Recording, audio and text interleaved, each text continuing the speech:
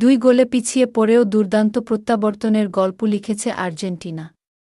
রোমাঞ্চকর লড়াইয়ে মিশরকে 3-2 গোলে হারিয়ে বিশ্বকাপের কোয়ার্টার ফাইনালে জায়গা করে নিয়েছে বর্তমান বিশ্ব চ্যাম্পিয়নরা।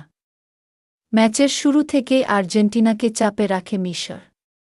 15 মিনিটে কর্নার থেকে মারওয়ান আতিয়ার ভাসানো বলে দুর্দান্ত হেডে গোল করে দলকে এগিয়ে দেন ডিফেন্ডার ইয়াসির ইব্রাহিম। গোল হজমের পর দ্রুত সমতায় ফেরার সুবর্ণ সুযোগ পেয়েছিল আর্জেন্টিনা। 21 মিনিটে তাগলিয়াফিকোকে ফাউল করলে পেনাল্টি পায় আলবিসেলেস্তেরা। তবে লিওনেল মেসির নেওয়া স্পট কিক দারুণ দক্ষতায় ঠেকিয়ে দেন মিশরের গোলরক্ষক মোস্তফা শোবেইর। বিশ্বকাপে এটি ছিল মেসির 8ম পেনাল্টি, যার মধ্যে 4টিই তিনি লক্ষ্যভ্রষ্ট করলেন।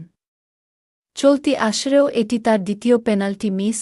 প্রথমার্ধে আরও কয়েকবার গোলের সুযোগ তৈরি করেও গোলরক্ষক মোস্তফা শোবেইরের দুর্দান্ত নৈপুণ্যের কারণে সমতায় ফিরতে পারেনি আর্জেন্টিনা।